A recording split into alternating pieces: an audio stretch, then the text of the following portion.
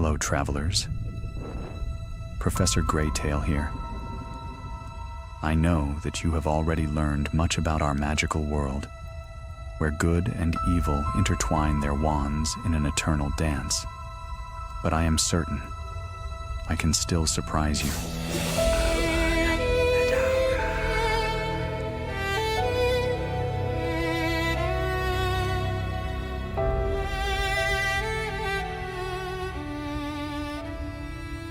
Night settled softly over Hogwarts, the ancient castle glowing with lantern light as though it held its own private constellation. Even the stars above seemed to lean nearer, curious about the curious hush that had crept into the school over the past few days. It was Harry's 4th year, and the excitement of the Triwizard Tournament still tingled in the air. Yet beneath that excitement, something quieter, something colder, had begun to stir. Harry first sensed it on a Wednesday evening, just after dinner, when a faint chill brushed the back of his neck. It wasn't like the usual draft that sneaked in from the windows. This was different, sliding, drifting, almost as though it were following him. When he turned, nothing was there. The torchlight flickered normally, and students drifted past without noticing anything at all. He tried to ignore it, but the feeling stayed with him through the corridors, up the stairs, and even into the Gryffindor common room. Hermione noticed the way he paused on the threshold. "What is it?" she whispered. "I don't know," Harry murmured. "Just a strange feeling, as if someone walked right through me." Ron looked up from a game of chess. Probably one of the ghosts. They like drifting through people. Terrible habit. But Harry shook his head. It didn't feel like a ghost.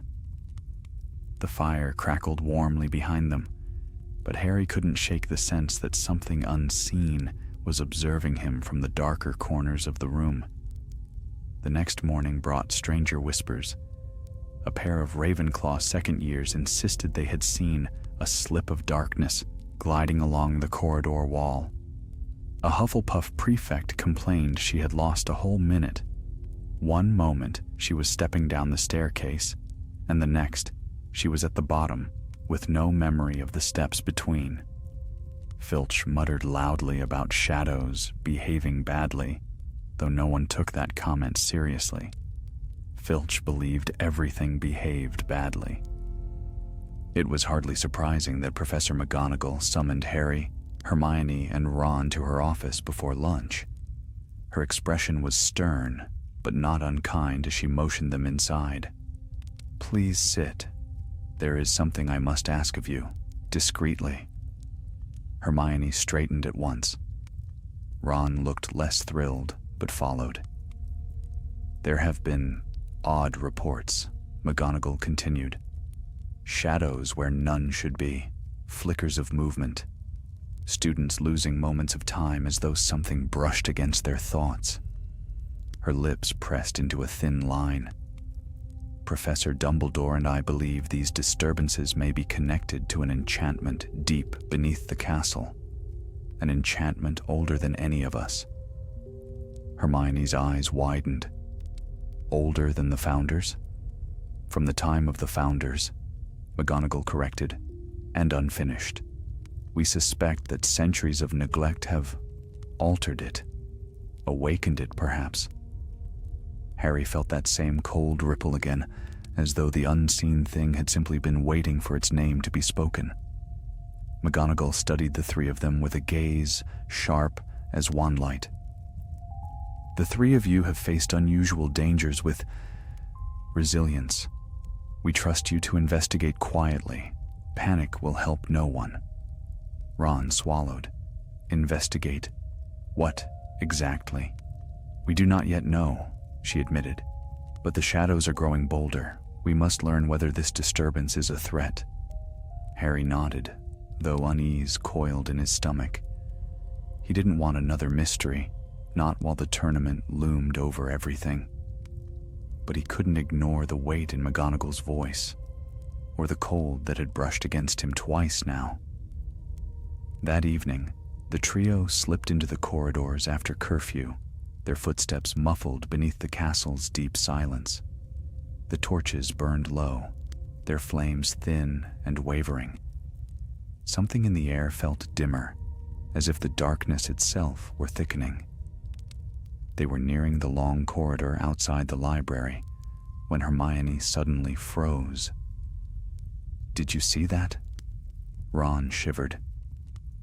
"No, and I don't want to." Harry followed her gaze, and there, sliding along the far wall, was a shape. Not a ghost, not a trick of light, but a shadow moving with purpose. It stretched unnaturally long, as though cast by something just out of sight, and flickered like a cloak stirring in a wind that did not exist. The three of them held their breath. Slowly, soundlessly, the shadow glided toward the corner and vanished. Harry exhaled. "Whatever that is, it knows we're watching," Hermione whispered, "and I think it wanted us to see it." The corridor fell still again, but not quiet. Harry felt the oppressive tension of something awake, something testing the edges of its own power. They exchanged a look, a silent agreement.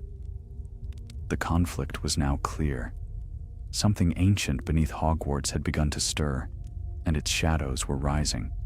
And before long, Harry suspected, those shadows would rise for him. The castle seemed to breathe that night, each corridor exhaling a hush that tightened around the trio as they stood in the dim glow of the torches. The vanished shadow had left behind a hollow stillness, as if the air itself were listening. Harry felt the hairs rise along his arms. Whatever they had witnessed was no stray wisp of magic. It had purpose, intent, and it had watched them as surely as they had watched it. "We should follow where it went," Hermione whispered, though her voice trembled despite her resolve. Ron's answer was immediate. "Brilliant. Let's trail after the creeping darkness. What could go wrong?" But even he stepped forward, unwilling to leave the mystery unchallenged. Together, they reached the corner where the shadow had disappeared, turning cautiously into the next corridor. Nothing waited for them there. No drifting darkness, no shifting air. Only the tall windows looking out over the moonlit grounds. The moon hung low and pale, bathing the stone in a cold sheen that did little to steady their nerves. Hermione drew her wand. Lumos. Her light spilled over the walls, revealing nothing unusual. Yet Harry felt something, a faint stirring deep beneath the stones, as though the castle's foundations shuddered for a heartbeat. He pressed his palm to the wall. It was cool, cooler than it should have been. A tremor pulsed faintly beneath his skin, then faded. "There," he murmured. "Did either of you feel—" A soft scrape echoed behind them. They spun around at once. No figure stood in the hall. But halfway down the corridor, a suit of armor had shifted. One arm was slightly raised, as though saluting something none of them could see. Ron stepped back. That wasn't like that before. Hermione swallowed. "Shadows don't move armor." Harry stared, unease curling through him. Not unless something inside them does. The torches flickered sharply, dying for an instant before flaring back. In that brief darkness, Harry thought he saw another outline, a tall, wavering silhouette sliding past the armor. When the flames returned, nothing remained but stillness. "We should go to the library," Hermione said suddenly. "If the enchantment truly dates back to the founders, there may be records, scrolls, unfinished notes, something." They hurried down the corridor, the silence pressing close behind them. Harry could not shake the sense that the shadows were slipping just out of sight, gathering, listening. Twice he glimpsed motion out of the corner of his eye, but each time he turned, the darkness stilled. Inside the library, Madame Pince's desk sat empty, though her presence seemed to linger like a warning. They crossed between tall shelves, their footsteps echoing faintly under the vaulted ceiling. Hermione led them to a corner seldom visited by students, an alcove dedicated to the earliest magical architecture. She scanned the shelves swiftly, muttering under her breath. Founders' wards and enchantments, foundations of protective magic. Oh, here. She slid a large leather-bound volume free and set it on the table. This one contains designs from the castle's construction.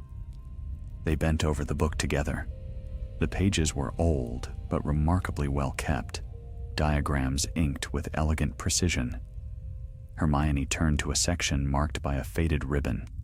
The heading read, "The Custos Umbrarum, a guarding shadow." Ron frowned. Guarding? That thing didn't look like it wanted to guard anyone. Hermione scanned the text. It says the spell was meant to protect Hogwarts in times of dire need, a shadow ward that could move unseen to repel invaders. Harry felt a cold realization forming. If it was never completed, then it might not know what it's meant to do, Hermione finished softly. The enchantment could be unstable, confused. Ron rubbed his temples. Great. A confused magical shadow roaming around. Just what we need. But Harry's attention had fixed on a sketch near the bottom of the page. It depicted a shadow trailing behind a wizard, merging with his own silhouette. Beneath it, a line of text read, "The Custos seeks a bearer of strong magical presence, the chosen vessel to command it." Something heavy tightened in Harry's chest. A chosen vessel. His scar tingled faintly, though no pain followed.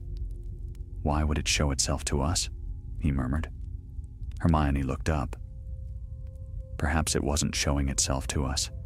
Perhaps it was showing itself to you. The torchlight quivered again, and this time the shadows along the wall thickened, swelling as though gathering strength from their mention. Harry felt their attention, cold and sharp as frost. He straightened. "We need to know more. If this enchantment is waking up after centuries, something must have triggered it." Ron pointed at another page. Could the tournament be doing it? All this magic around the school? Possibly, Hermione said. Or something deeper, something stirring beneath the castle. A faint whisper drifted through the library, a sighing sound like a voice carried from far below. Harry stiffened. Hermione closed the book instinctively. The shadows along the shelves recoiled as though shrinking from the sudden motion. Ron's voice was barely audible. "Did that come from under the floor?" The whisper came again. Low, distant, yet filled with intent. It carried the weight of old stone and forgotten magic. Hermione's fingers tightened around her wand. "We should return to McGonagall. This is more serious than she thought." But as they turned to leave, something shifted behind them. A soft rustle, like pages turning on their own. A book slid out of the shelf and fell open on the floor. Harry leaned down, heart racing. The page displayed an illustration of a young wizard, pale, with hollow eyes, and beneath him a single line, "Beware the one who was cast out, for shadows cling to the forgotten." Harry stared. "Someone was expelled for shadow magic," Hermione whispered, "and the shadows haven't forgotten him." Lights dimmed. The whisper deepened, and Harry knew the conflict they had been sent to investigate had only begun revealing itself. The shadows were no accident, no careless burst of old magic. They were searching, and they had been waiting for someone to answer their call. The library's tall windows shuddered as a distant rumble passed through the castle, faint but unmistakable, like a breath drawn deep beneath the foundations.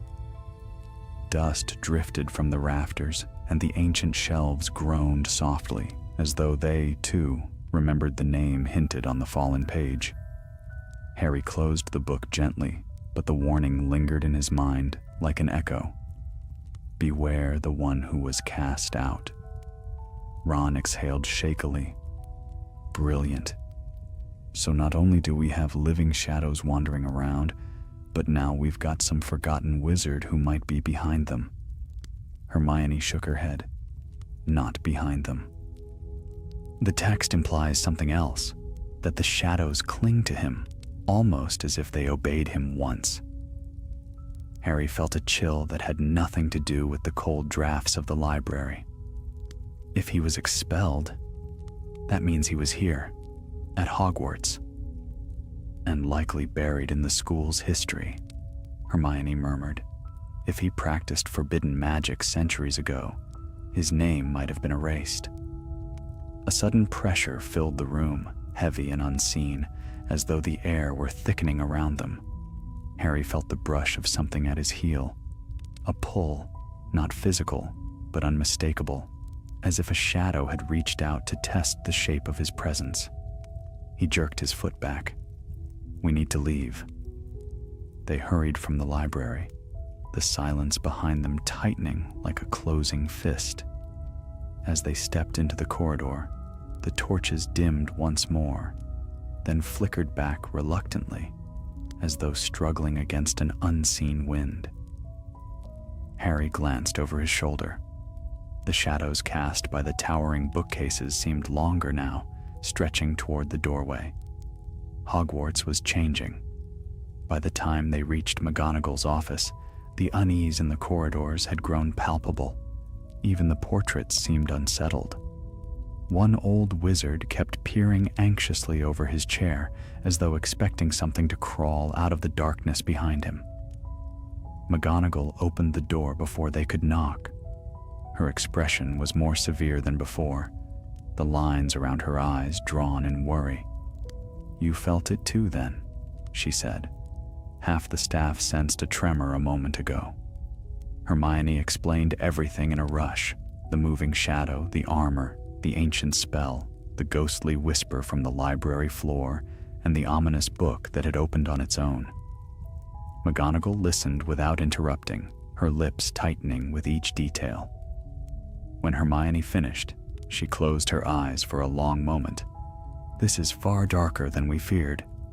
Harry stepped forward. "Professor, do you know who that forgotten wizard might be?" McGonagall hesitated. "There are records, sealed records, of a student expelled in the early years of the school. A boy with remarkable talent, but drawn to forbidden branches of magic. His punishment was severe. He was stripped of wand and title, and no house claims him in their histories." Ron frowned. If no house claims him, he really must have been trouble. "He was brilliant," McGonagall said quietly, "and dangerous. Some believed he had delved too deep into the castle's earliest enchantments, meddling with spells he did not fully understand." "The Custos Umbrarum," Hermione murmured. "The Shadow Ward." "Yes." McGonagall's gaze sharpened. "But the castle sealed the remnants of that magic long ago, or so we believed. Something has weakened those bindings." Harry's scar prickled faintly again, a tingling whisper rather than a surge of pain. "Professor, these shadows, they're not just wandering, are they?" "No," she said solemnly. "They are searching, and they are gathering strength." Ron swallowed. "Searching for what?" McGonagall's eyes fell upon Harry, and her voice softened. "Perhaps not what, Mr. Weasley. Perhaps whom." The room seemed to still. Even the portraits on the walls leaned closer. Harry felt the weight of that possibility settle on his shoulders. Ever since he'd glimpsed that first drifting shadow, something in it had reached for him, curious, intent. It wasn't like the cold hunger he had once felt from Dementors. This was different, almost expectant. Hermione touched his arm gently. Harry, if the Custos seeks a host, you might be the strongest magical presence nearby. That doesn't mean it wants to harm you. It might mistake you for the one meant to command it. But if it's unstable, Ron said uneasily, that could still be dangerous. McGonagall nodded. Indeed.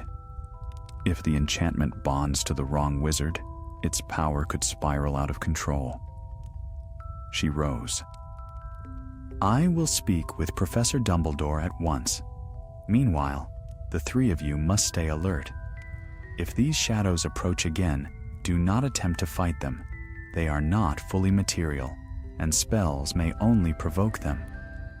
Hermione frowned. Then what should we do? Observe, McGonagall said, and report. Understanding their purpose may be the key to stopping them. They left her office with little comfort gained.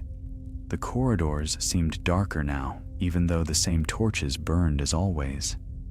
The stone walls felt colder, as though the castle itself were bracing for something long forgotten. They returned to Gryffindor Tower, climbing the winding stairs in uneasy silence. When they entered the common room, the fire crackled warmly, but Harry noticed the shadows cast by the flames were strangely slow, lagging behind their movements. Ron pointed at his own silhouette on the floor. Is it supposed to do that? No, Hermione whispered. It isn't. The shadows stretched, lengthening as though drawn toward Harry. One in particular, his own, wavered unnaturally, its arms thinning into tendrils before snapping back into shape. He stepped away sharply, breath catching. Ron's voice cracked. Your shadow. Did you see? Yes, Harry said. It's happening again. The fire dimmed for a heartbeat, plunging the room into a muted glow. When the flames brightened once more, Harry saw a ripple along the wall. Another moving shape, faint but deliberate, sliding behind the armchairs. Hermione raised her wand, but did not cast. It's watching us, studying us. No, Harry said, his voice low. It's studying me. The shadow hesitated, then retreated, slipping into the darkness beneath the stairs like a creature withdrawing into its den. Silence held the room for a long moment. Hermione finally exhaled. There is intent behind all this. Whatever ancient magic is awakening, it has recognized you, Harry. Ron grimaced. And I don't suppose it wants to invite you to tea. Harry gazed at the stairs where the shadow had vanished. He felt no hatred from the thing, only a cold, searching awareness, as though it sought something lost to time. But another presence lingered behind that awareness, faint, buried, but restless, like a forgotten voice stirring beneath the castle stones. Whoever that expelled wizard had been. He was not entirely gone, and the shadows were rising to greet him. The night deepened around Hogwarts, and though the fires of Gryffindor Tower burned steadily, Harry felt a chill coil through the room like a serpent seeking warmth. The common room emptied slowly as students drifted to bed, unaware of the watchful silence gathering in the corners. Ron sank into an armchair, rubbing his arms.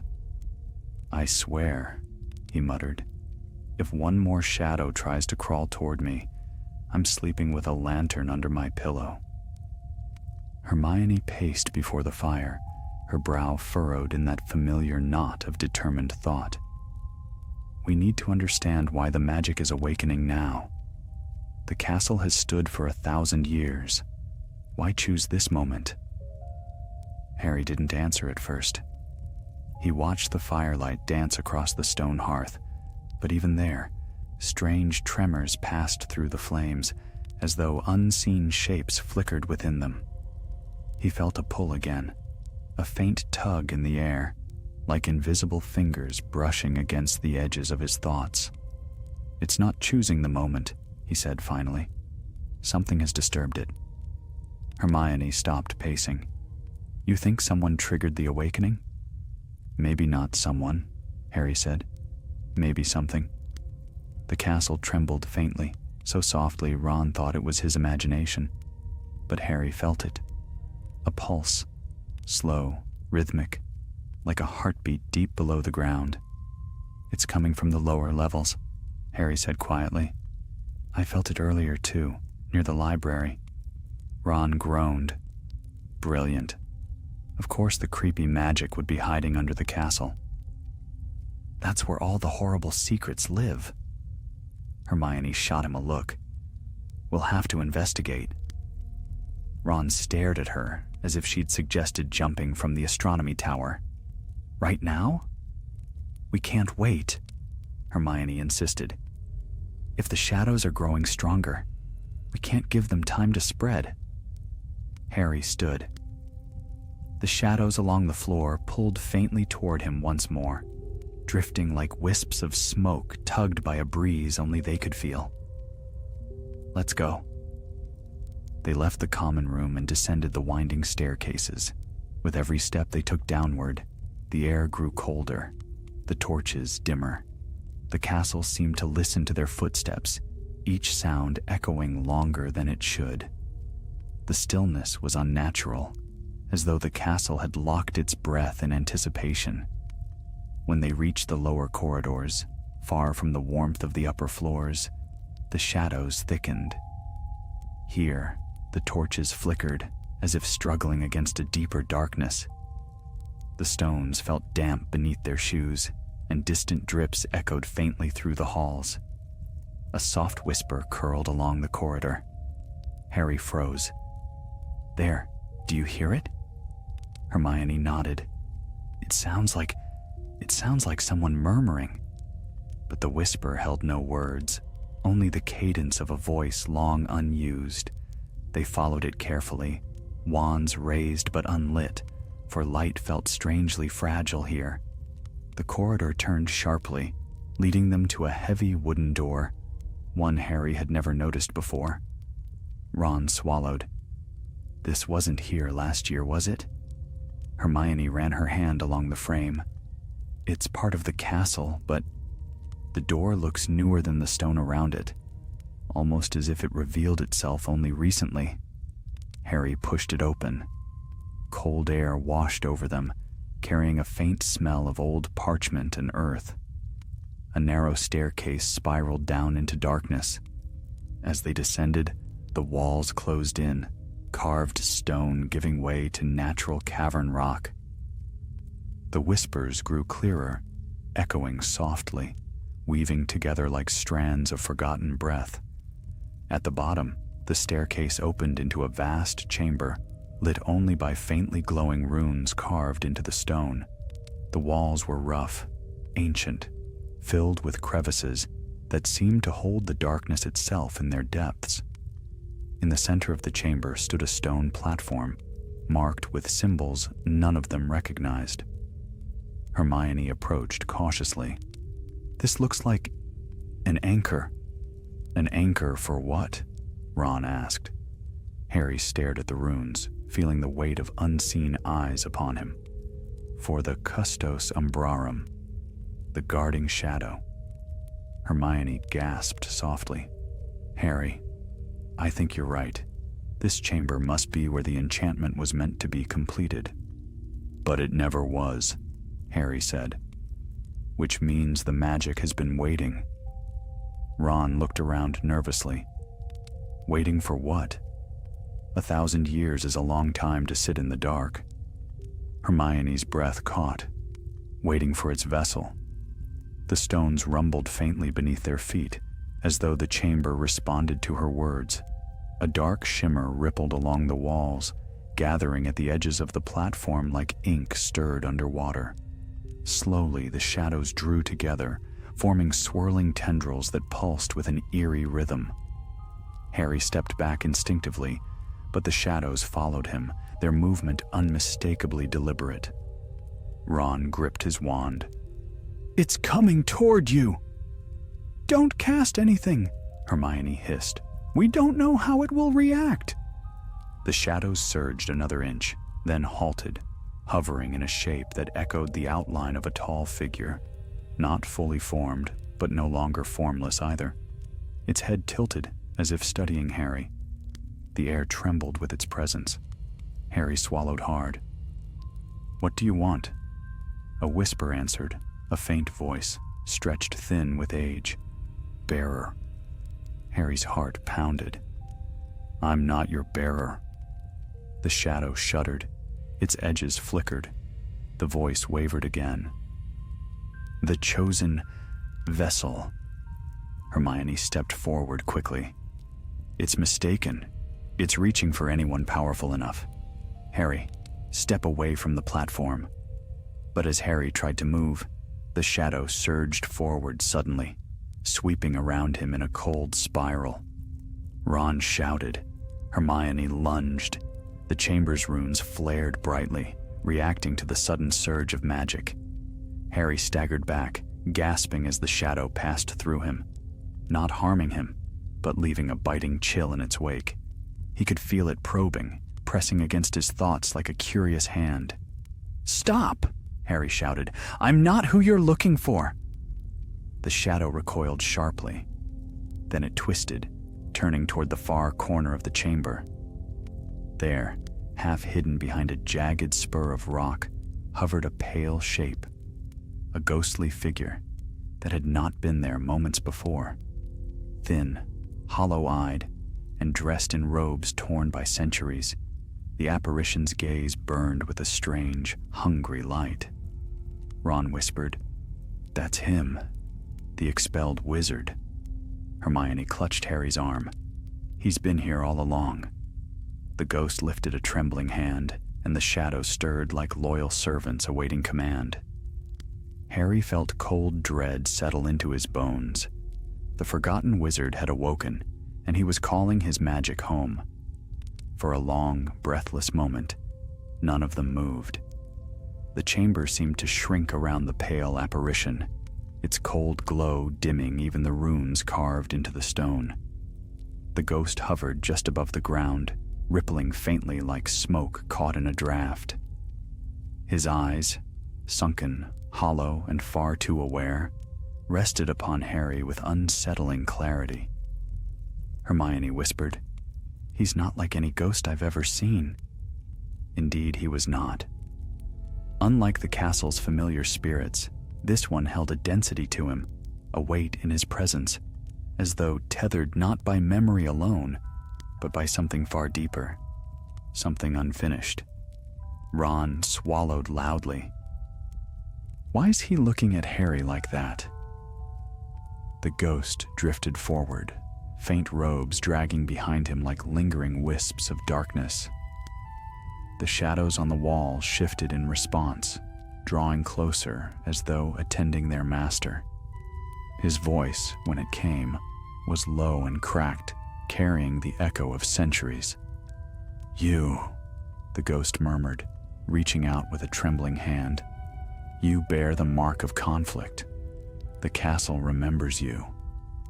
Harry stiffened, feeling that cold pull again, like invisible threads tugging at the air around him. "Who are you?" he asked, although he was not sure he wanted the answer. A hollow smile curved across the ghost's pale face. "Once, I was a student of these halls, a seeker of deeper truths, a wielder of shadows. But the founders feared what I learned. They feared what I could become." Hermione's voice trembled. "You were expelled. Your name, erased." "Erased," the ghost echoed softly. "And bound, trapped between memory and oblivion. The Custos was meant to be my creation, my legacy. It obeyed me once, until they sealed it away." As he spoke, the dark tendrils around the platform swirled in slow, sinuous patterns, responding to his words as though stirred by an unseen wind. Harry's breath caught. "You awakened the shadows." "I never slept," the ghost whispered. "I lingered here, hidden in the deep places of the castle, biding my time, waiting for someone strong enough to finish what I began." Ron stared at him, appalled. "You want Harry to help you?" The ghost turned sharply, the shadows tightening around him like a cloak. His expression twisted with something between yearning and frustration. The custos stirs, but it is incomplete. It has lost its purpose. It wanders, seeking a bearer it recognizes. And it senses your strength, boy, the power you do not yet understand. A tension rippled through the chamber. Harry took a step back, feeling the ghost's gaze follow him like a cold weight on his chest. "I'm not completing anything for you," he said firmly. The ghost's face darkened. "You misunderstand. The custos chooses its vessel, the castle chooses its champion, and I..." His voice cracked again, fractured by centuries of isolation. "I have waited for one who could finish the work denied to me." Hermione moved in front of Harry, wand raised. "He won't help you. The custos was meant to protect Hogwarts, not empower you." The ghost's expression twisted with something sharp and mournful. "Protect? Yes. But protection requires strength, true strength. The founders feared the power of shadows, yet shadows are as much a part of magic as light. They sought to silence me, and so they bound me here, between life and death." The chamber trembled faintly, dust raining from the ceiling. The shadows thickened, flowing in closer, until they circled the stone platform like a living barrier. Ron stepped closer to Harry. "We need to leave, now." But before they could move, the ghost floated higher, his voice gaining a strange new resonance. "The custos has awakened. It senses change in the world above, darkness rising, old threats resurfacing." His gaze bored into Harry's. "You are touched by darkness, boy. It lingers in you as surely as light does. That is why the custos seeks you." Harry flinched as a shadow tendril coiled near his feet like a curious serpent. "I don't want its power, but it wants you," the ghost whispered. A rush of wind tore through the chamber, though no natural source could explain it. The runes flashed. The shadows surged, rising like a wave. "Ron! Hermione! Get back!" Harry shouted. The platform erupted in dark light as the tendrils rose high, swirling with sudden ferocity. For a heartbeat, Harry felt the shadow's presence inside his mind again, searching, testing, almost pleading. He forced it out, shoving back with every ounce of will he possessed. The shadows recoiled violently, as though burned. The ghost screamed, a raw, jagged sound that rattled the entire chamber. "You reject it?" he cried, voice breaking. "You turn from the gift that was denied me?" "It isn't a gift," Harry said through clenched teeth. "It's dangerous, and you know it." The ghost's form flickered chaotically, torn between fury and despair. "You are its vessel. You cannot refuse what is already bound to you." Hermione grabbed Harry's arm. "We have to go. It's unstable. Everything here is unstable." Ron pointed at the twisting shadows. "Look, it's losing control." The custos surged suddenly in every direction, lashing out like a storm of living darkness. Stone cracked, runes sputtered, the air hummed with raw, ancient force. The ghost's form stretched thin, writhing as though pulled by currents only he could feel. "No, no, obey me! I commanded you!" But the shadows ignored him. They rushed toward Harry, not in attack, but in desperate instinct, drawn to him as metal to a magnet. Hermione yanked him aside. "Run!" The three sprinted toward the staircase. Shadows snapped at their heels, dark tendrils scraping across the stone. The chamber roared with chaotic magic. Behind them, the ghost's scream rose again, this time not angry, but terrified. "Do not abandon me. Do not leave me here alone again." They didn't look back. They climbed the stairs two at a time, their breaths ragged, hearts pounding. The shadows surged after them, but weakened the farther they got from the chamber, fading into faint wisps at the edge of the torchlight. When they burst into the corridor above, the door slammed shut behind them, not by their hands, but by the castle itself. For a moment, the three simply leaned against the opposite wall, gasping. Ron spoke first. "Well," he wheezed, "I can safely say that was the worst underground encounter we've ever had." Harry didn't answer. He stared at the closed door, feeling the echo of the shadow's presence still pulsing faintly inside him. Not possession, not control, but connection. Hermione placed a trembling hand on his shoulder. "It sensed you, Harry. It chose you." He swallowed hard. "I know." And though the corridor was calm, he felt the truth burning in him like a brand. The conflict had changed. The Custos Umbrarum was no longer simply awakening. It was reaching for him.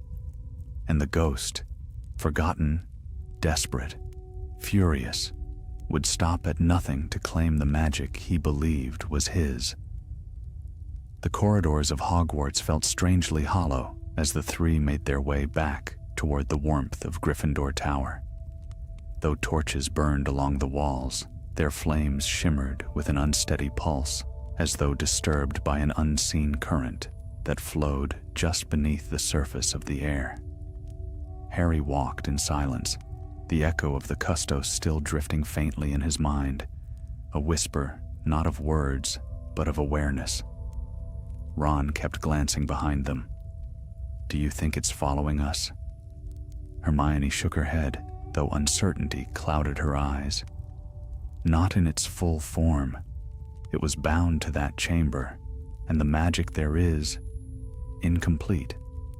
But every time it touched Harry, even briefly, I felt something shift, as though the enchantment itself now remembers him." Harry swallowed, feeling the lingering chill deep in his chest. "It didn't feel like it wanted to harm me. More like it didn't understand why I was resisting." Ron shuddered. "That's not comforting, Harry." They reached the portrait hole at last, and as they stepped into the common room, the fire's bright glow felt almost too warm after the cold depths of the castle. Students were scattered around, talking in low voices, unaware of the danger creeping beneath their feet. But the moment Harry crossed the threshold, several candles flickered sharply, even though no draft touched them. Hermione stiffened. "It sensed you immediately." Harry ignored the eyes on him from nearby chairs and sat before the fire. For a while, no one spoke. He watched the flames dance, each flicker casting shadows against the walls. And every so often, those shadows quivered, not like normal silhouettes, but like entities stirring restlessly. Ron dropped into a seat beside him. "We need to tell Dumbledore everything." "We will," Hermione said. "But we need to think carefully. The ghost, whatever he once was, still has some control. He's anchored deeply into the castle's oldest magic. If Dumbledore tries to forcibly remove him, it might trigger a backlash with the Custos." Harry leaned forward, elbows on his knees. "He's desperate. Did you hear him? He's been alone for centuries." Hermione sighed softly. "Desperation doesn't make him harmless." Ron huffed, "Or reasonable." Harry stared at his own shadow cast before the fire. For a moment, it remained still. Then, ever so slightly, it trembled, stretching just a fraction longer than it should before snapping back into place. Harry's breath caught. Ron leapt to his feet. "Oh, come on."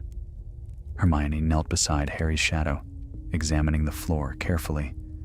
"It isn't attacking, it's reacting. It senses the Custos through you."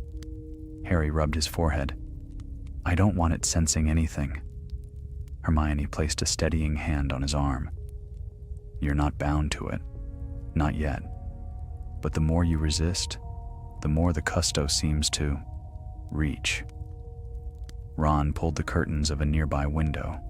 The night sky outside was clouded, the grounds barely visible. So what do we do? Just wait for it to come crawling up the stairs? We need knowledge, Hermione said firmly. There must be more records. Something the founders left behind that explains how to stabilize or dispel an unfinished ward. Harry exhaled slowly. Tomorrow, then. First thing. But as he said the words, a distant tremor rippled through the castle, the same slow, pulsing vibration they had felt underground. The fire sputtered. Several students looked up, confused. Hermione's eyes widened. The chamber. Something's happening again. Harry shot to his feet. We're not going back tonight. No, Hermione agreed. But the ghost might try to break the binding. If he weakens the anchoring runes, the custos could drift freely into the castle. Ron blanched. Meaning shadows everywhere doing who knows what. And drawn to Harry more strongly than ever, Hermione added softly. Harry didn't reply. He could already sense the faint pull strengthening, like a distant humming thread connected to something vast and ancient. The rest of the evening passed in uneasy quiet. Students gradually retired to their dormitories, leaving only the crackle of the fire behind.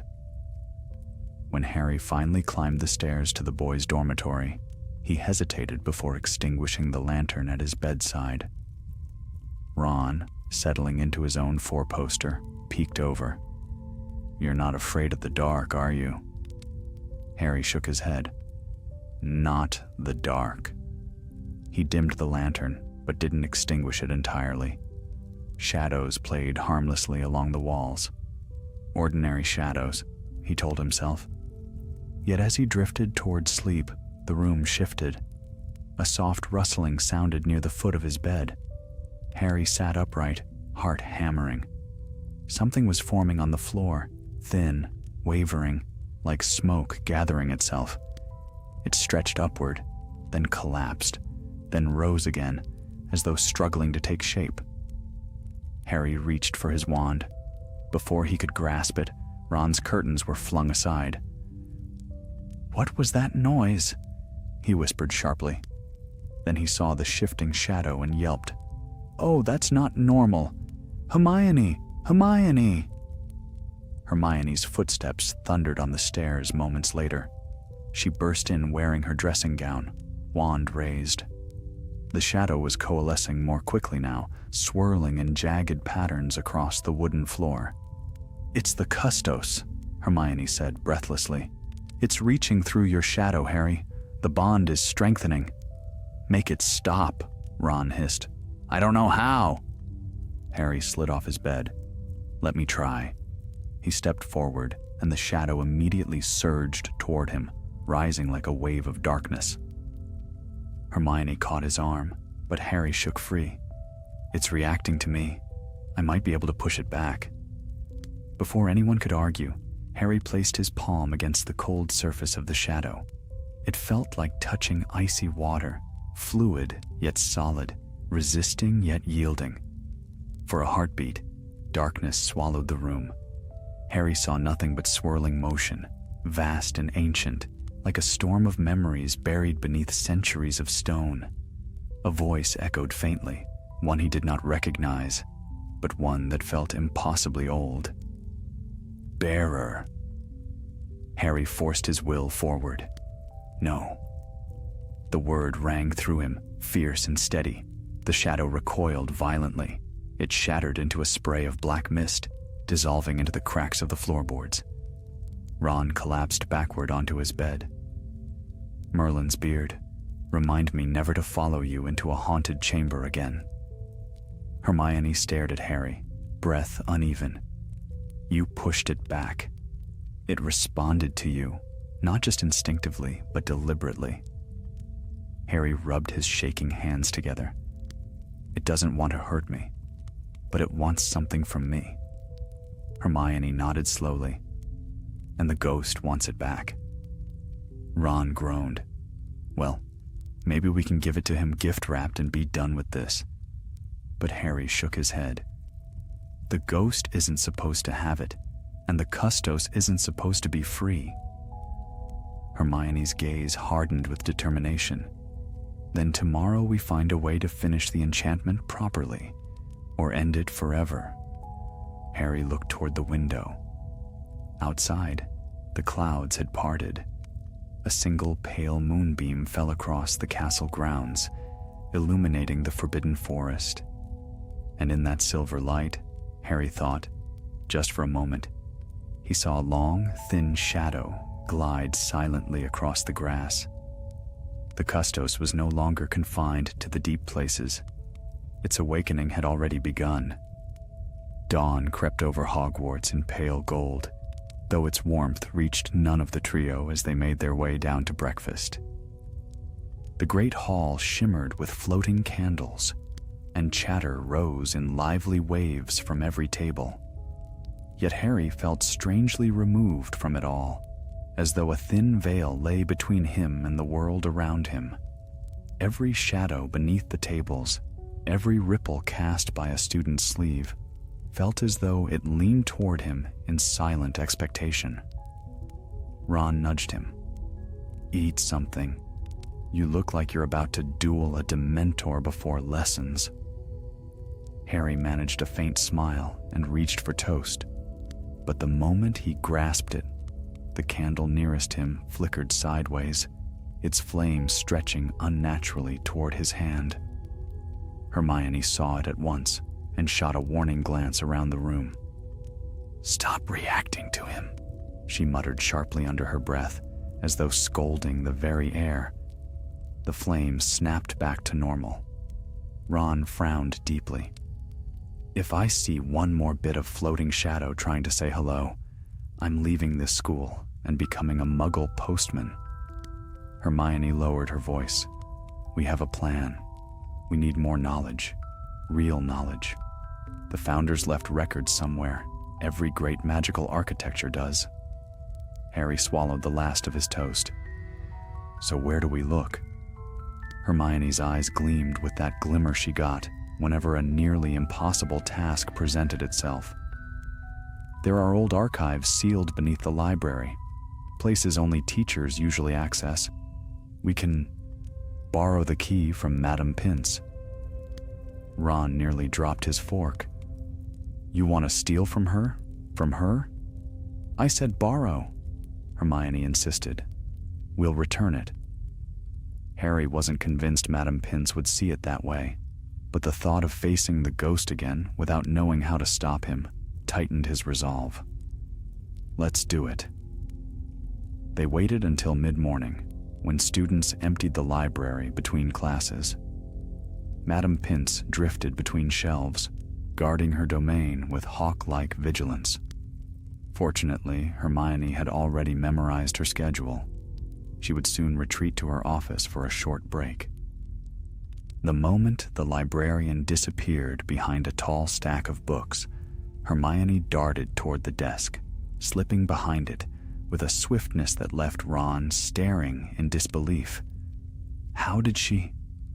"Never question Hermione," Harry murmured back.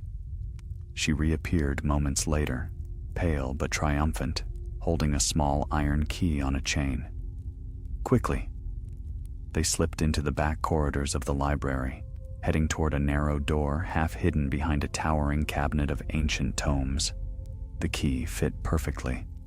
The door swung open with a sigh, releasing a breath of cold, dusty air.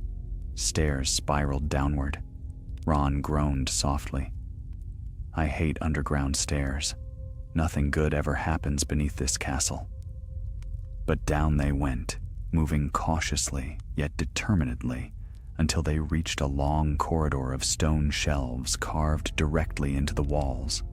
Scrolls lay stacked in careful bundles, bound with twine so old it looked ready to crumble at a touch. Harry and Ron lit their wands while Hermione searched the titles. She moved quickly, eyes sharp. "We're looking for anything about protective enchantments, unfinished spells, or the early builders." Her voice trailed off. She reached for a scroll wrapped in faded red silk. Its seal bore the image of a coiled serpent encircling a torch. This, Hermione whispered, was the symbol of the Founder's magical council, rarely used, even in their own time. Harry helped her spread it carefully across a stone table. The parchment was brittle at the edges, but the ink remained dark and legible. The scroll described a spell, a ward meant to rise in shadows, swift and silent, a guardian no enemy could outrun. The Custos Umbrarum had been intended to protect Hogwarts in times of overwhelming threat, but the scroll ended abruptly, not in completion, but in warning.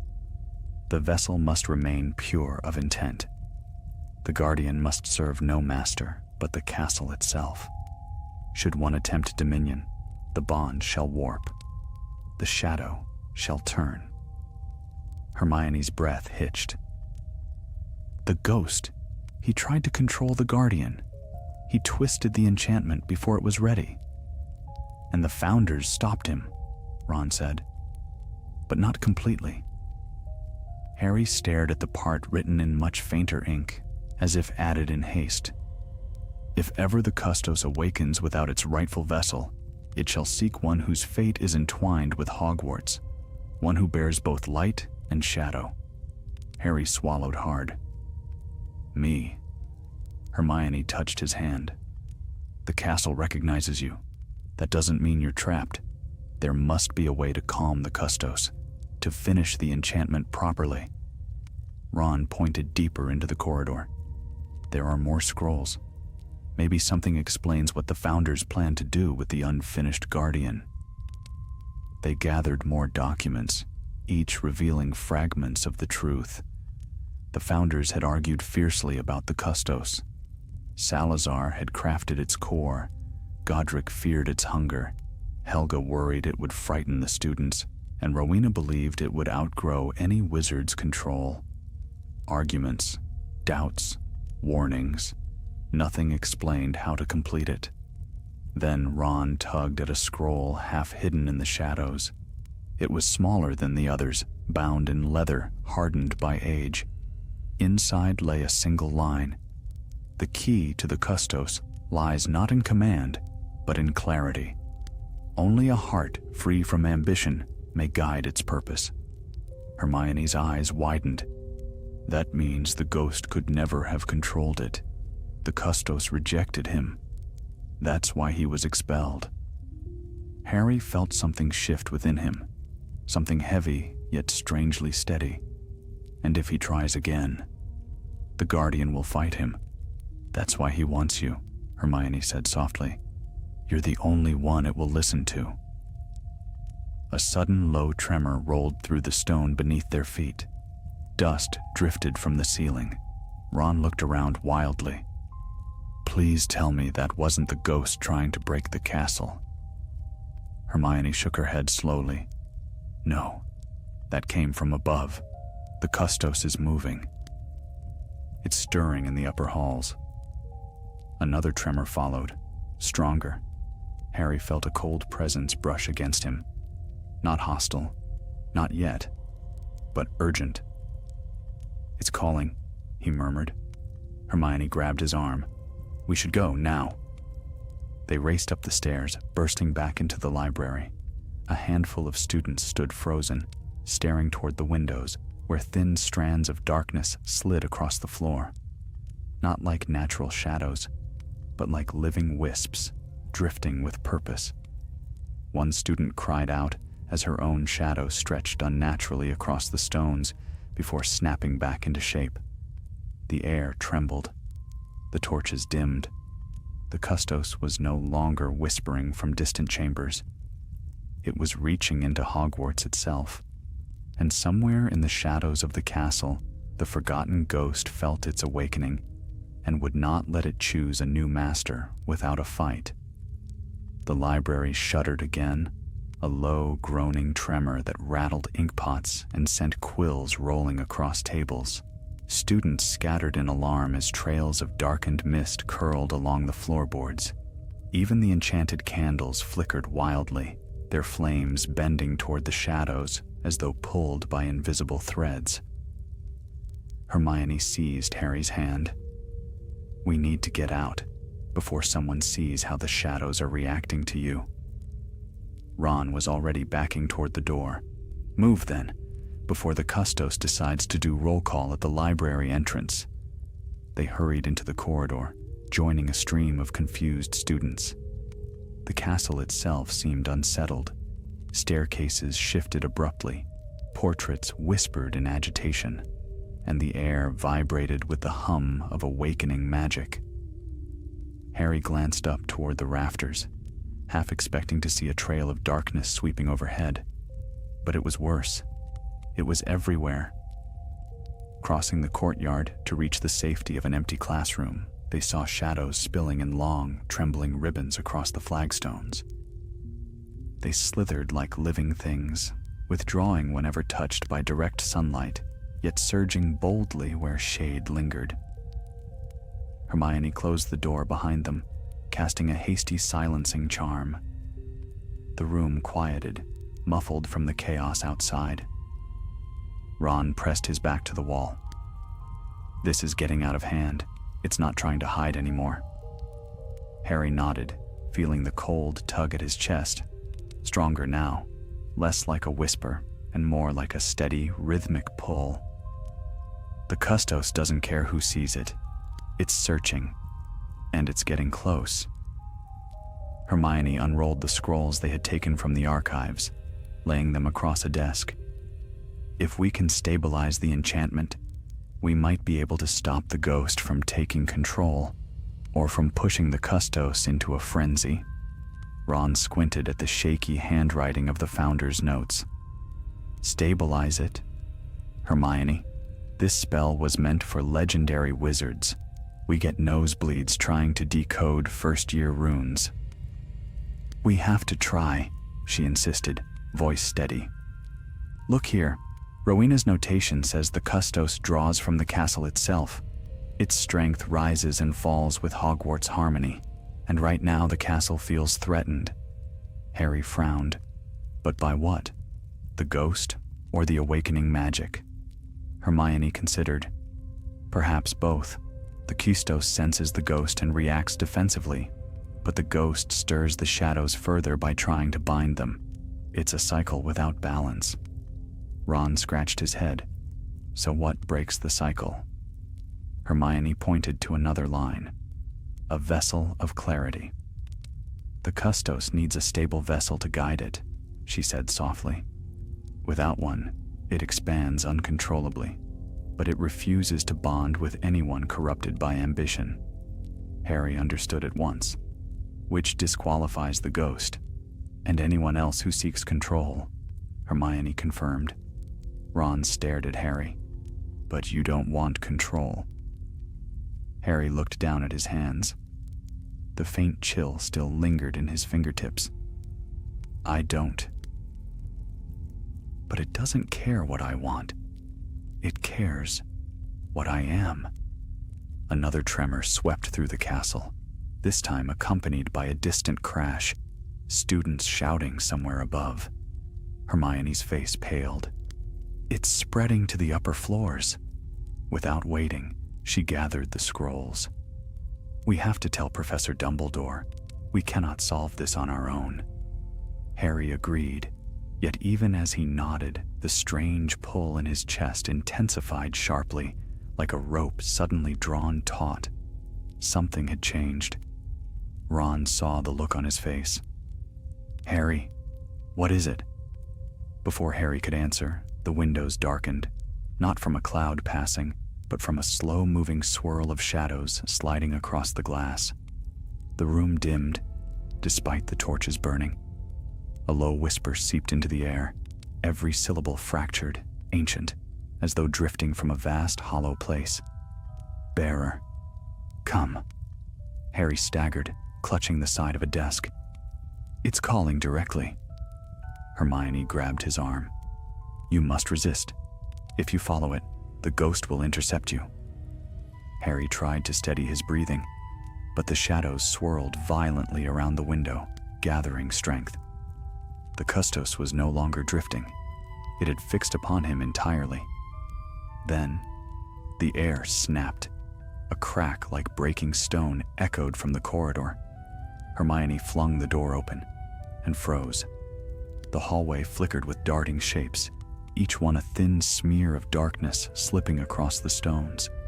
But at the far end stood a figure unmistakably solid among the formless shadows. The ghost. His hollow face gleamed unnaturally, and his tattered robes billowed, though no wind touched him. Shadows coiled at his feet like loyal hounds. He lifted a trembling hand toward Harry. "Come," he whispered, voice echoing unnaturally along the corridor. "The guardian awakens. You cannot run from what is already bound to you." Ron shoved Hermione aside and stepped in front of Harry. "Get away from him." "You're not finishing anything tonight." The ghost tilted his head, sorrow twitching across his features. "I do not seek to harm him, but the custos must have its vessel before chaos consumes the castle." Hermione steadied her wand. "You don't want a protector. You want power." The ghost's expression twisted. "I want what was denied me. I want to be whole." The shadows surged forward. Harry stepped into the doorway, heart pounding. "Stop. If you force the custos to bind, it will destroy you. And the castle." "I do not fear destruction," the ghost whispered. "I fear eternity behind stone and shadow, forgotten by all who walk these halls." The shadows snapped toward Harry like grasping fingers. Hermione shouted a spell, not an attack, but a barrier. A shimmering wall of pale light burst forth, halting the advance. The shadows recoiled, sizzling like mist against flame. Ron grabbed Harry's sleeve. "Run!" They sprinted down the opposite corridor as the ghost's howl echoed behind them, filled with pain and rage. Students scattered, pressing against walls as shadows whipped past their feet.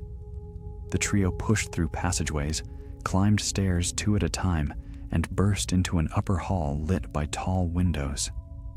Sunlight streamed across the floor, but the shadows clung stubbornly to the stone, refusing to dissolve. Harry stopped abruptly. The pull in his chest was gone. Hermione looked around sharply. "Why did it stop?" Harry turned slowly and saw something that made his breath catch. On the far wall, cast by nothing at all, lay a single shadow, tall, human-shaped, standing perfectly still, waiting. Ron whispered, "Please tell me that's not..." Harry took a step forward. The shadow bowed, a gesture of recognition, of allegiance. The custos had found him, and it would not be denied. The bowed shadow did not move, yet its presence filled the corridor like a gathering storm. Though sunlight streamed through the tall windows, the silhouette remained sharp and unmoving, cast by no living form. It was as though the air itself had decided to shape a guardian. Harry felt the pull again, quieter now, but unmistakable, a thread binding them together. Ron whispered, "It's greeting you." Hermione stepped beside Harry, wand trembling in her hand. "No, it isn't a greeting. It's acknowledging a chosen bond." Her voice dropped to a frightened hush. "Harry, this is what the custos was meant to do, to recognize a vessel." Harry took a slow breath. "But I didn't accept anything." "That doesn't matter to ancient magic," Hermione said softly. "It chooses according to its own laws." The shadow lifted an arm, slowly, like an echo of Harry's own movement, not perfectly mimicking him, but responding as though connected by some deeper understanding. Harry stepped forward. "Harry, no!" Ron hissed, grabbing his arm. "It's not attacking," Harry said. "If I don't approach it, it will keep searching, and the ghost will find a way to reach me." Hermione hesitated. "Just be careful." Harry nodded and stepped closer to the still silhouette. As he neared it, the air grew colder. Not painfully so, but sharply enough that he felt each breath against his throat. The shadow didn't waver, and Harry realized that it wasn't simply cast flat upon the stone. It had depth. He could not explain how, but it seemed both part of the floor and apart from it, like a figure made from condensed dusk. Very softly, Harry whispered, "Why me?" The shadow stirred. For an instant, just a heartbeat, its form stretched upward, rising like smoke into the silhouette of a tall figure. The shape flickered, then collapsed back against the stone as though exhausted by the attempt. Hermione gasped. "It's trying to form. It's trying to communicate." A faint whisper spiraled through the corridor, curling around Harry's ears. "Bearer. Anchor." The words were not spoken aloud. They rose inside him, like distant memories pressed against his mind. Harry winced. "I don't want to anchor anything." The shadow trembled, shrinking slightly, as though wounded by the rejection. The pull in Harry's chest loosened, but only for a heartbeat. Then, it snapped back with renewed insistence. Hermione darted forward. "Harry, listen. The Custos is unstable. It needs a vessel to finish its purpose. Without one, it will grow wilder, spreading uncontrollably through the castle." Ron muttered, "And if the ghost gets his way, it'll be worse." The ghost's ragged voice drifted faintly from the lower floors, distant but unmistakable, echoing through the stones like a fading cry. Hermione paled. "He's moving. We don't have much time." The shadow before them stretched upward again, this time forming the faint outline of arms, shoulders, even a head. Though made of darkness, it radiated no malice, only expectation. It reached toward Harry, not in constraint, but in appeal. Harry closed his eyes, feeling the raw magic humming behind the gesture. He sensed its confusion, its hunger, not a hunger for power, but for purpose. This ancient enchantment had been left incomplete, half-born, yearning for the clarity its creators had never given it. But before Harry could respond, before he could choose, another presence surged into the hall. A howl tore through the air, sharp and fractured. The ghost burst through the far doorway, shadows curling madly around him. His hollow eyes burned with fury and desperation. "No!" he cried, voice cracking like splintered glass. "You cannot take him! I am the creator! The Custos belongs to me!" The shadow recoiled, flattening back onto the stone. The ghost swept forward, his form flickering chaotically. "You were made for my command, for my legacy. Do not bow to another." Harry stepped between the shadow and the ghost. "You twisted the spell before it was complete. The Custos rejected you." The ghost's expression contorted in torment. "I sought only to finish what Salazar began. The others were afraid, too afraid to understand its power." "Power," Hermione whispered, her voice trembling, "was never supposed to be the heart of the Custos. Clarity was." Ron raised his wand. "Stay back." But the ghost lunged, shadows snapping around him like feral creatures. "He is mine. The bond is mine." Harry stood firm. "You will never control this magic." The ghost's scream shook the windows. "Then I will tear the bond from you." Shadows erupted toward Harry. Hermione shouted a deflection charm. Ron added another. The two spells collided with the onrushing darkness, sending shockwaves rippling across the corridor. The Custos' shadow shuddered violently, convulsing as the forces collided within it. Harry staggered back, feeling two opposing pulls, one desperate and violent from the ghost, the other cold and yearning from the Custos.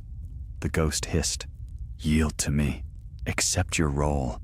Together we can reshape this castle's destiny." "No," Harry said, breathless. "I won't." The shadow beneath him rippled, quivering under the strain of conflicting commands. Harry felt its panic, its confusion, as if it were a living thing torn in two. Hermione shouted, "Harry, you must choose. Either release the Custos completely or accept the bond long enough to stabilize it." Ron shouted, "Whatever you do, do it fast." The ghost surged again, tattered robes billowing with unnatural force. "Accept me," he shrieked. "I am your rightful master." Harry backed against the window, heart pounding, feeling the cold magic surging through him as the Custos reached once more. Two paths, two forces, one choice. Harry raised his hand. The shadow rose. The ghost screamed, and the castle itself seemed to hold its breath. The corridor trembled as if the castle stones were caught between heartbeats. The shadow rising beneath Harry unfurled like a banner of dusk, its form wavering, stretching toward him with trembling purpose. Across from it, the ghost shrieked with a fury that bordered on despair, his hollow eyes blazing with a terrible hunger. Hermione's voice echoed faintly in Harry's ears, though the world around him seemed to rush like wind. "Harry, make your choice." But the choice was no simple matter. He felt the Custos pressing against his thoughts, cold, ancient, yearning. It was not a creature born of malice, but of purpose denied, a guardian never given its completion. Its presence swirled like a half-remembered melody, seeking harmony where none had been offered for centuries. And then there was the ghost. His voice rose again, cracked with centuries of solitude. "You cannot take what is mine. I wove the first threads of that spell. I carved the anchor stones with my own hands. They feared me. They stole my legacy, and I will not be forgotten." Shadows burst from his form like fractured lightning, slashing across the air, hitting the walls with shuddering impact. Ron dragged Hermione behind him, shielding her from the blast.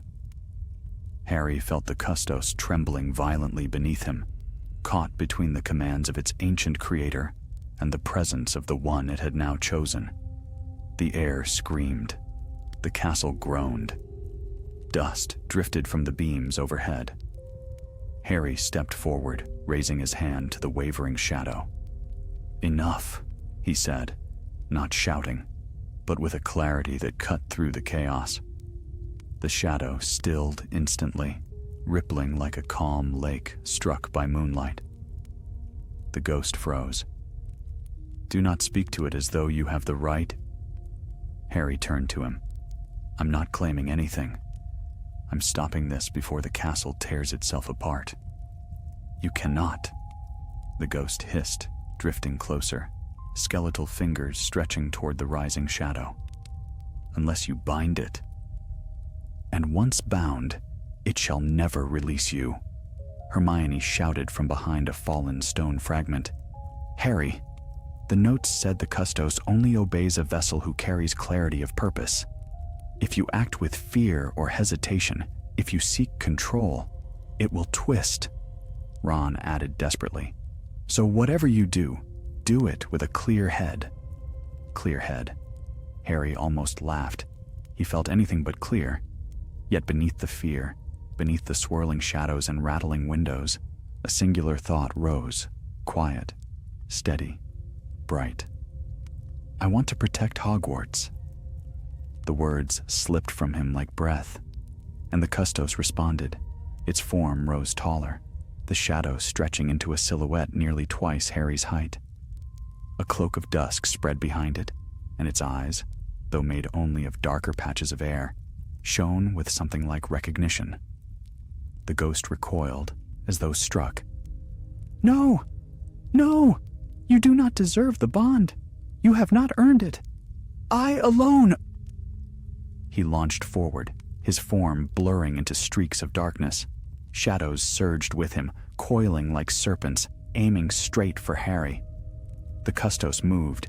It didn't erupt or lash out. It simply shifted. A single sweep of its arm dispersed the oncoming shadows as though scattering smoke before wind. the wave of force cracked the floor and flung the ghost backward, sending him spiraling through the air like a torn banner. He collided with the wall, flickering dangerously, his shape threatening to lose coherence. "No!" he screamed, trying to gather himself. "Do not abandon me! I gave you life, The custos loomed over Harry, not threatening, but waiting, listening. Its voice entered Harry's mind again, clearer now. Bearer, purpose, a line. Harry lifted his hand, trembling. "I don't want to control you. I don't want power. I want you to be what you were meant to be. A guardian, not a weapon, not a servant. A protector of this castle." The shadow bowed its head.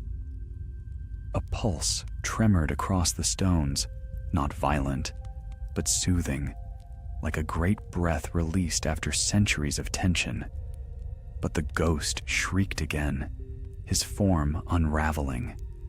He clawed across the floor, dragged by the shadow currents that no longer obeyed him. "You cannot take my legacy," he howled. "It was mine to command." Ron stepped beside Harry, voice low with disbelief. "He's losing his grip on the spell." Hermione whispered, "It was never his to command. The custos was designed to serve Hogwarts, not a single master." The ghost's form flickered so faintly he was nearly transparent, yet his rage burned, unquenched. "If I cannot have the custos," he rasped, "then let none have it." He thrust his arms outward.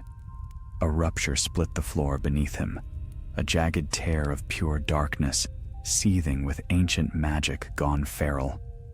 It was the anchor chamber's power, forced upward violently, uncontrolled.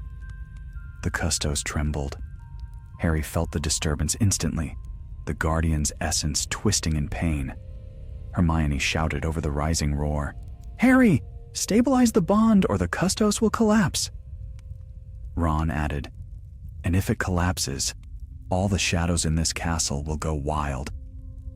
The ghost's broken laughter echoed as the darkness swelled.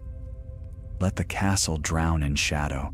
If I cannot belong, then let all memory of me devour the very place that cast me out." Harry closed his eyes. He reached for the custos, not physically, but with intent, clarity, purpose. Protect the castle. The shadows stilled. The guardian rose taller still, towering, its form now steady, solid enough to cast its own faint echo of a shadow upon the wall.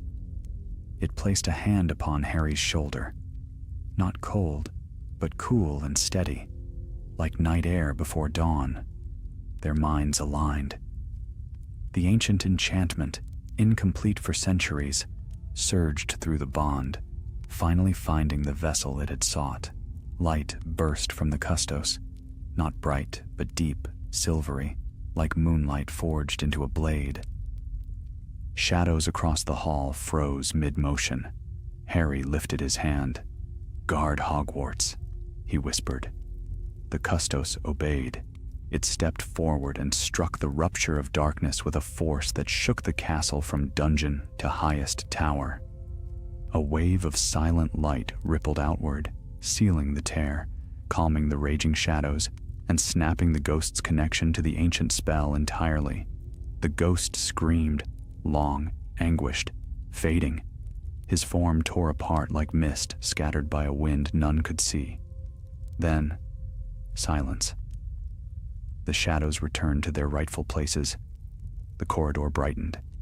The custos bowed before Harry a final time, its form already dimming, losing substance. "Wait," Harry said quickly. "What happens now?" A final whisper answered him. "Guard." Fulfilled. The silhouette folded silently back into his own shadow, vanishing completely. The spell was complete at last. But the castle would not forget the cost, nor the ancient ghost who had tried to claim what time had long denied him. Hermione touched Harry's arm gently. "It chose you because you chose to do the right thing." Ron nodded. still pale. I think you finished a 1,000-year-old enchantment." Harry exhaled slowly, staring at the floor where the Guardian had stood. The conflict was not over yet, not entirely. But the castle had found its protector, and so had the shadows. The silence that followed the Custos vanishing felt heavier than the clash of shadows that had preceded it. Dust drifted softly through the corridor, lit by rays of pale sunlight breaking once more across the floor. The castle, ancient, wise, and wounded, seemed to exhale a long breath it had held for 1,000 years. Harry leaned back against the wall, his legs trembling beneath him. The last remnants of the shadow's energy still pulsed faintly through his limbs, cold, steady, and strangely soothing, as though the Custos had left a trace of moonlit calm within him. Ron stared at the spot where the Guardian had disappeared. Did that just happen? Did you just command an ancient guardian shadow like some sort of midnight knight? Harry shook his head. I didn't command it. I only gave it direction. It chose the rest. Hermione stepped toward him, her expression soft but grave. Harry, the enchantment may be complete, but the castle won't settle immediately. 1,000 years of tension doesn't vanish in an instant, and the ghost... She paused, voice faltering. He's gone, but the memory of what he was lingers. There may still be echoes. Ron grimaced. Brilliant. Haunting shadows of a ghost who wasn't even a proper ghost. Harry closed his eyes, listening. The corridor had quieted completely. The scattered whispers and drifting wisps of earlier had disappeared. Even the lingering coldness was fading. It feels peaceful, he murmured. Hermione nodded. For now. But we need to speak with Professor Dumbledore.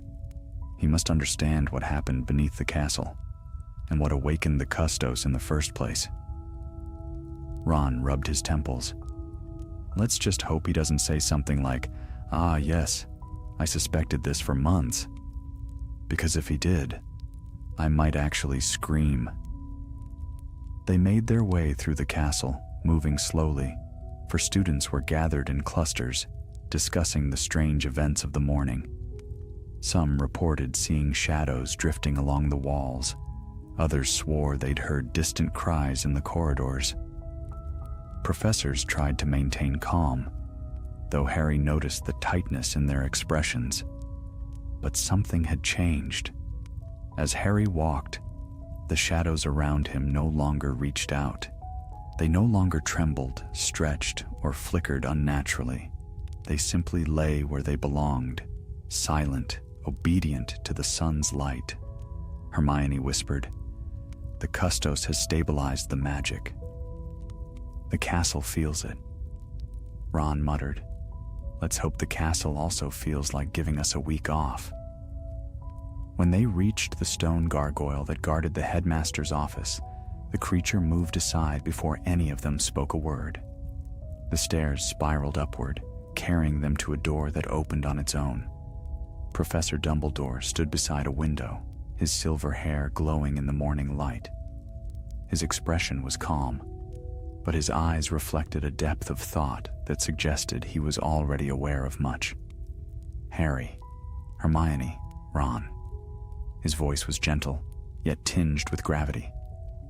I felt the disturbance, a powerful shift in ancient magic. Please, tell me everything. So they did. Harry spoke of the chamber beneath the castle, the awakening Custos, and the ghost whose hunger for recognition had spiraled into something dangerous. Hermione laid the old scrolls before Dumbledore, guiding him through the Founder's notes and the fragments of their abandoned enchantment. Ron added every detail of the encounters they'd survived, though he softened his retelling of the more terrifying moments, as though speaking their full truth aloud might make them real again. When they finished, Dumbledore closed his eyes, pressing his fingertips together. I had wondered, he murmured, why the castle had been unsettled these past weeks. Hogwarts holds many secrets, even from those who have walked its halls for decades. But this is something different. A wound left open for centuries. Harry frowned. Why was the Custos never completed? Why didn't the founders finish what they started?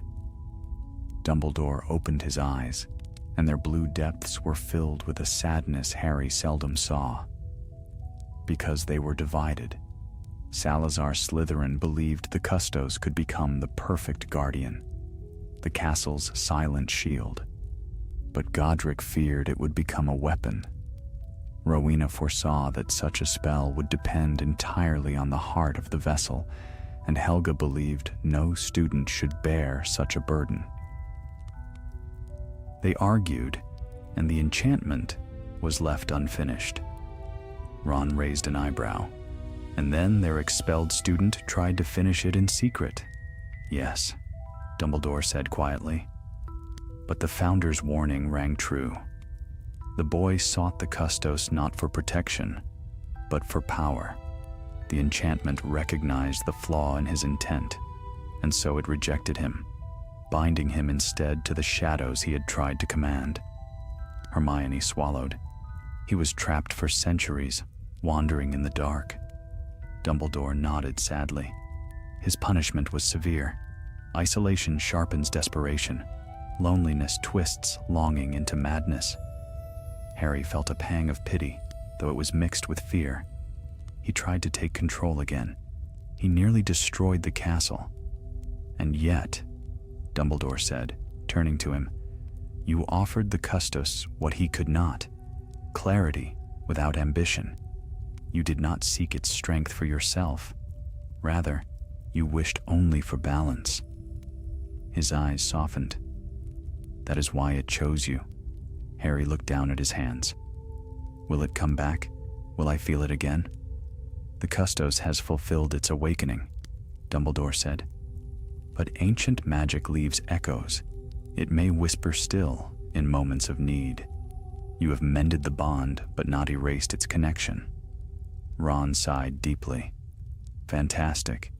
So Harry now has a shadow guardian living rent-free in his actual shadow. Dumbledore smiled faintly. Not living, simply resting.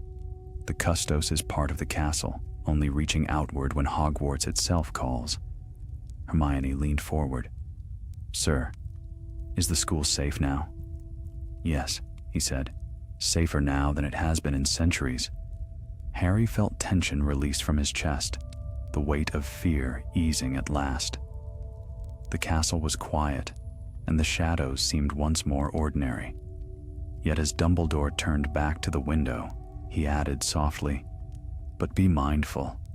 Magic this old never vanishes completely. It sleeps, watches, waits, and Hogwarts remembers all who walk within its walls. Harry exchanged a glance with Hermione and Ron. Whatever lay ahead, this chapter had reached its end. But deep beneath the castle stones, something ancient had stirred. And though the Custos now slept, its faint presence still stirred gently within Harry's own shadow. Patient, steady, and loyal. Viscazali, don't ask me for any clarifications. Just keep writing, but follow my rules. 1. The writing style should be like all fantasy books. 2. The piece should contain about 7,000 characters. Mythweaver Quill Goveret, Part 12. The following days unfolded in a strange quiet. Though the castle hummed with the usual chorus of lessons, chattering students, and moving staircases, something deeper, something older, had settled into calm. The shadows no longer quivered unnaturally. Candles lit without bending toward Harry. Even the whispers of darkened corners fell silent, as though Hogwarts itself had returned to peaceful slumber. But Harry sensed faint ripples of the Custos lingering around him, like cool breaths of night brushing his shoulder. Not intrusive, not demanding, merely present, as though ensuring the bond had truly stabilized. Ron refused to sleep with the lantern off for 2 nights afterward, insisting it was basic magical caution, though Harry suspected he was simply unwilling to risk waking to a shape looming beside his bed. By the 3rd evening, though, life had resumed its usual rhythm in Gryffindor Tower. A soft fire crackled, casting a comforting glow over scattered homework and half-eaten snacks. Students lounged in armchairs, unaware of the crisis their castle had narrowly escaped. Even Hermione, who had spent countless hours rereading every scroll from the archives, allowed herself a moment's rest. "Well," Ron declared with great relief as he dropped into a chair beside Harry, "if ancient shadow guardians stay dormant once they've fulfilled their purpose, I say we deserve a feast. Or at least a massive dessert." Hermione arched an eyebrow. "We will not be announcing this adventure to the entire school." Ron frowned. "Why not? It's not every day Harry saves Hogwarts from sentient darkness."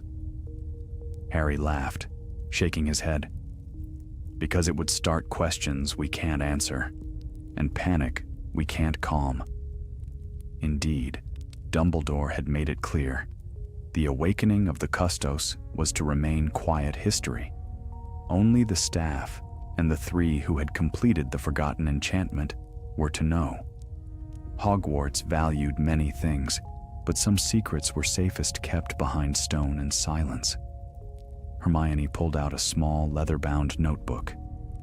"I've been thinking," she began, "about why the Custos awakened now.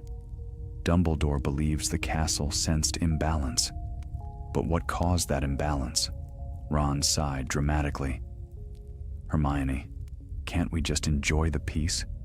Does everything need a reason?" But Harry was listening closely. "Something did disturb the castle, long before we went underground." Hermione nodded. "Magic that old does not stir without warning. Perhaps the tournament's presence, those ancient enchantments, the shifts in magical wards, triggered it. Or perhaps the ghost had been strengthening slowly, waiting for something that aligned with his unfinished spell." Ron grumbled. "Or he just got bored down there." But Harry felt a different possibility, one he didn't voice. Not yet. Something about the ghost's desperation, the way he'd spoken of being forgotten, had lingered in Harry's mind like a cold aftertaste. Was it loneliness that had awakened the shadows? Or ambition? Or both?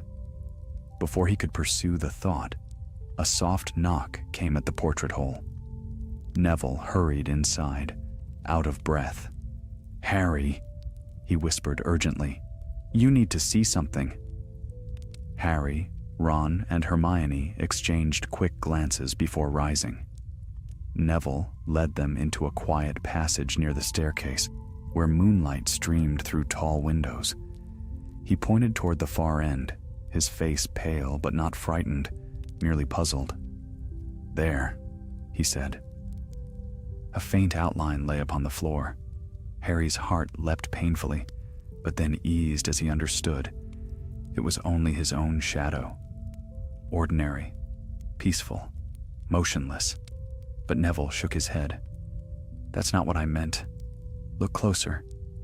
Hermione moved forward, examining the stone. "Neville, there's nothing unusual." Then she stopped. Harry saw it too. Beside his ordinary shadow lay another, faint, barely visible, as though pressed thin against the floor. It was not fully formed, lacking distinct edges. More an impression than a shape, but unmistakably present. Ron whispered, "It's back." "No," Hermione murmured. "It isn't back. It's resting." Harry knelt, slowly reaching toward the faint silhouette. When his fingertips neared the stone, a soft chill swept across his skin, gentle as breath. "I don't think it's trying to awaken," Harry said softly. "I think it's watching." Neville took a cautious step backward. "Should I be worried?" Harry shook his head. "No, it won't harm anyone. Hermione straightened, thoughtful. The custos is bound to you now, Harry. But unlike the ghost, who demanded control, the enchantment simply wants to remain connected. It senses when you're near strong sources of magic or emotion. Ron exhaled in relief. So it's not here to drag him into another underground pit of horrors? No, Hermione said firmly. It is a guardian now, a silent one. Neville nodded slowly, still uncertain. If you're sure, I'll just go on then. He shuffled off, glancing nervously at the shadow until he rounded the corner. Ron threw his arms up. Wonderful. Now Harry has an uninvited magical bodyguard following him like a polite ghost. But Harry didn't mind. The presence felt calm, almost reassuring. A quiet echo of ancient protection rather than a lurking threat. I think it's just making sure the bond is secure, he said, like a final check. Hermione smiled faintly. Then it's doing exactly what it was meant to do. Guarding.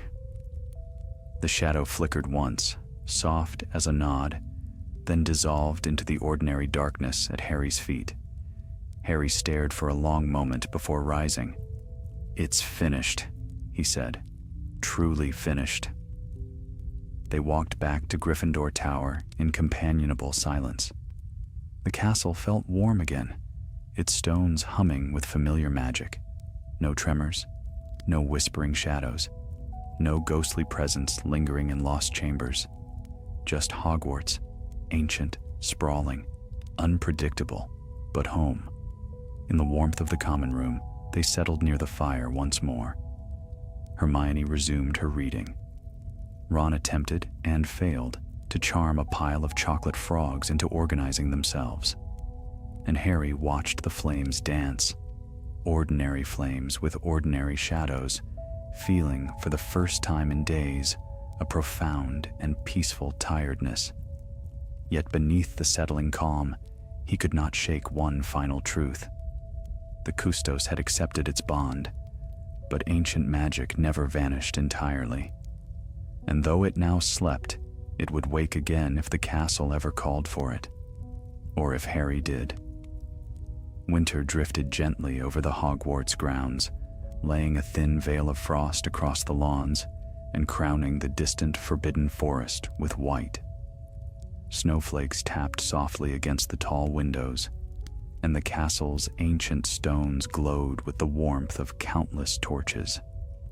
Life returned to its usual rhythm: lessons, laughter, small adventures. But for Harry, something subtle lingered beneath the familiar hum. A faint awareness, a quiet presence, a memory of shadow refined into calm. He no longer felt the heavy pull in his chest or the tremors beneath the floors. But from time to time, especially when walking alone at dusk, he sensed the custos umbrarum in the stillness, a soft ripple in the air, neither haunting nor commanding, simply there, as though watching with silent vigilance. Yet Harry refused to let it isolate him into wariness. He attended classes, played chess with Ron, and studied late into the night with Hermione. And slowly, the remnants of fear faded into something steadier, like a distant thread connecting him to the castle itself. But one question remained unspoken among the trio, unvoiced but not forgotten. What would become of the Shadow Guardian now that the spell had stabilized? The answer came unexpectedly. It happened on a quiet evening near the end of term. Snow fell steadily, blanketing the world beyond the windows. The Gryffindor common room glowed soft and golden. Students huddled in thick jumpers and scarves as they played games or packed for the holidays.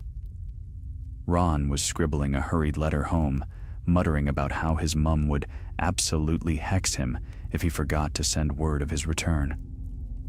Hermione flipped through a borrowed book on magical architecture, fascinated by a chapter on enchanted foundations. Harry sat between them, half listening, absently tracing patterns on the arm of his chair. A soft sound stirred the room. Not a voice, not a whisper, but a shift in the air. Familiar, steady, unmistakable. Harry stood at once. Hermione looked up sharply. "Do you sense it?" Ron groaned. "Oh no, not again." But Harry shook his head. "It isn't calling. It's beckoning. Like it wants me to follow, but gently." He crossed the room. His shadow followed naturally, simple, ordinary. But as he approached the portrait hole, a thin sliver of deeper darkness slipped beneath the frame and drifted onto the floor like a delicate brushstroke. The Custos. Hermione and Ron hurried behind him as the small arc of shadow led them through the halls. It did not surge ahead or twist wildly as before. It glided calmly, pausing now and then to ensure they followed. Down staircases, along moonlit corridors, through a door that opened as though welcoming them. Harry realized where it was guiding them. The great hall. The vast chamber was empty, its long tables polished and still, candles hovering like small stars above. The enchanted ceiling mirrored a winter night sky streaked with falling snow, though none touched the floor. The shadow drifted to the center of the hall and settled there, forming a soft, wavering pool. Ron whispered, "Why here?" Hermione stepped forward. "Because Hogwarts is gathered here. Feasts, farewells, beginnings. This hall holds the heart of the castle's unity." Harry approached the shadow, kneeling slightly so his hand hovered above it. "What do you want to show me?" The darkness stirred. Slowly, gracefully, it rose into a familiar shape. Not the towering figure from the battle, but something gentler. A simple silhouette the height of a young wizard, flickering like a candle flame in the draught, and then it bowed. Low, respectful, final. The gesture was so deliberate that Hermione gasped. Ron stared, wide-eyed. "It's saying goodbye?" The Custos form rippled. A faint pulse passed through the hall, a cool breath of ancient magic brushing every stone, every candle flame, every floating star overhead. Harry felt the meaning settle over him like snowfall. The enchantment was truly complete. Its bond no longer demanded a vessel. It had tested him, anchored through him, fulfilled its age-old purpose, and now wished to return fully into the castle's foundations, as the founders originally intended. Harry whispered, "Thank you for trusting me." The shadow shimmered softly, like moonlight trembling upon water.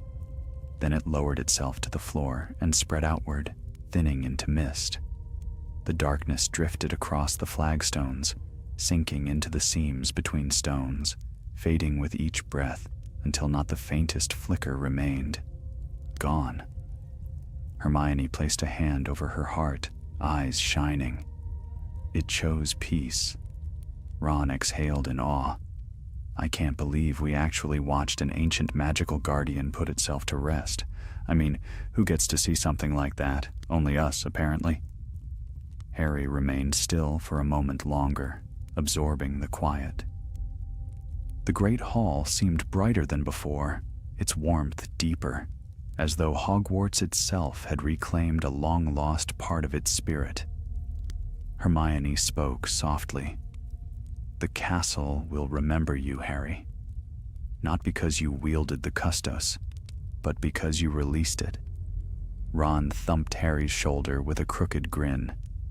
"And because you didn't let a deranged, forgotten wizard make you king of the shadows." Harry laughed, the sound echoing warmly in the empty hall. "That wasn't exactly on my list of ambitions." They lingered a moment longer, gazing at the star-flecked ceiling, before turning back toward Gryffindor Tower. Hogwarts halls felt peaceful, balanced. As they walked, Harry felt the faintest hint of warmth beneath his feet, as though the castle itself acknowledged their passing. No whispers, no tremors, no shadows bending toward him. only a sense of quiet gratitude woven into the air. At last, the ancient conflict had come to rest, and Hogwarts, ever watchful, ever alive, stood safe again beneath moonlit skies, carrying within its walls the memory of a guardian, finally freed from centuries of yearning. A guardian whose last bow would remain, perhaps, unseen by the world, but never forgotten by the boy who chose it.